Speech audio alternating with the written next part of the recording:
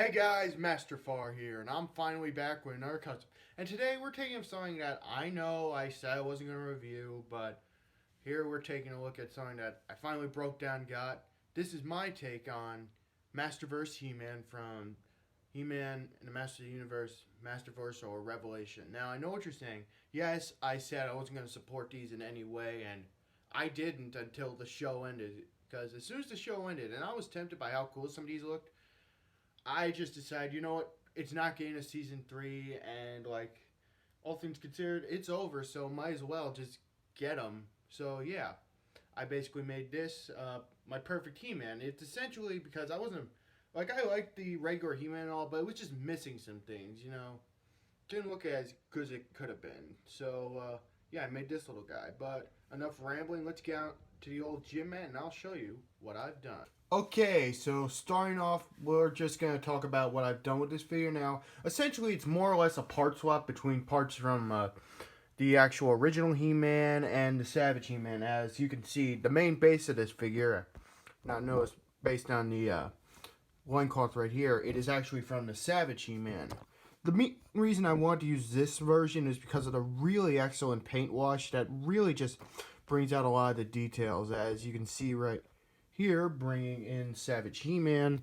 There's a lot more details present, like the muscles are all like very well defined, when especially compared to the original. As hand, I just gotta get him to stand, but there you go. Because bringing in the original, yeah, it's not very well defined. I mean, it's basically the same sculpt, but like because of the wash, it really helps bring out the details, like the abs right here, which kind of look like it's just a lot of details just lost in the type of plastic they used for the skin.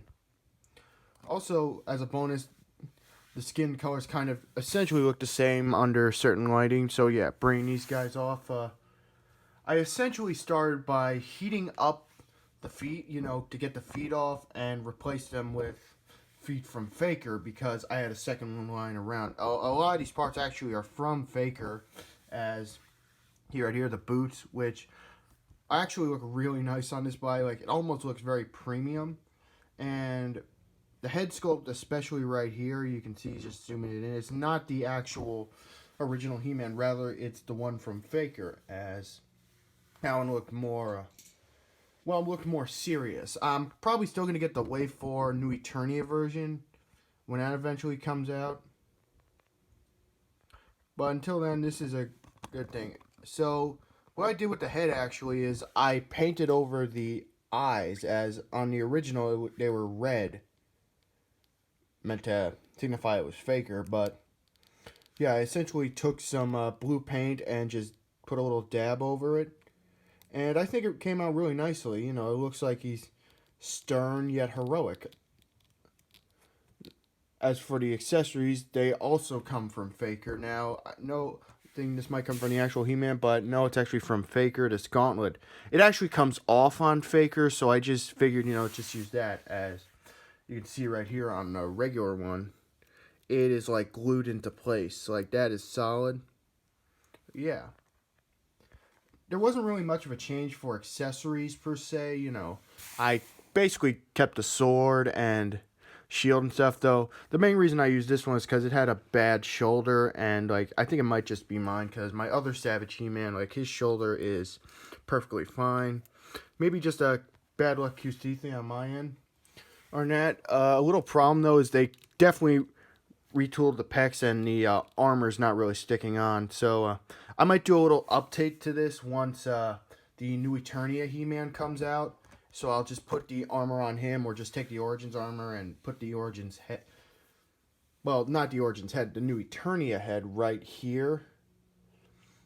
And yeah, he's my perfect He-Man. I mean, I wanted to take off the loincloth and replace it with the default one from the regular He-Man, because it is different. But I feel like, it was kind of too much to do, because you gotta take it apart. Like, I didn't want to risk damaging the figure. If anyone knows how to take these guys like apart at the waist, like, please tell me. But yeah, right here, there's a little plastic piece covering this rubber right here. and essentially that makes up the loincloth. Well, here it's just a standard piece. While we're here, you can see actually these two are... Well, the Savage He-Man is slightly bigger. As bringing them in, like, putting them side to side, you can see the chest is a little broader. And the way they did the neck, it's like sticking out. Looks like you give it more primal look. But yeah, essentially articulation is the same, but yeah, there wasn't really much to do. I just really wanted to see how it would look on like all this stuff on the Savage body, and I gotta say it was really awesome. It almost kind of looks like something you'd get at PowerCon, you know, like a promo figure, kind of like what they did with Scareglow, as you know, you have this really nice paint wash on him, and this really nice head that looks, I honestly think it looks way better, and yeah. Now he also still has the interchangeable hands, but I'm not really going to show those off. Yeah. Articulations is still the same, still excellent. Still how I wish Transformers Red should have been, you know. Nice solid plastic instead of that rubbery stuff, but that's besides the point. Anyway, for the sake of comparison, here he is with the original He-Man, and I took the Savage head and put him on him, and it looks way better. I might get another one of these heads and just make like King Grayskull out of it, you know, like from 2002. Here he is with Faker, where you can see, yeah, I definitely used the wrist cup from this. Another custom I'm kind of working on at the moment, this is Teela. I wasn't really happy with how she looked, you know, the whole, it just gave me bad vibes. I know they're going for like a post-apocalyptic look, but it didn't look right, and the show kind of rubbed me the wrong way, is what I'm saying. So yeah, maybe I'll do a video on this later on when I get the Wave 4 Teela with the classic look and the hair. But yeah, as for, yeah, of course, we got to bring the Savage He-Man, the original one right here. And, of course, because, you know, just compare it, here he is with Skeletor, who I actually also customized up because I hate how the head looks, so I just painted it yellow, you know, to match the animation more, because it's yellow in the show, not this off-white, creamy bone thing. But yeah, altogether, I say these guys look really well, and it's actually a pretty easy mod to do, honestly.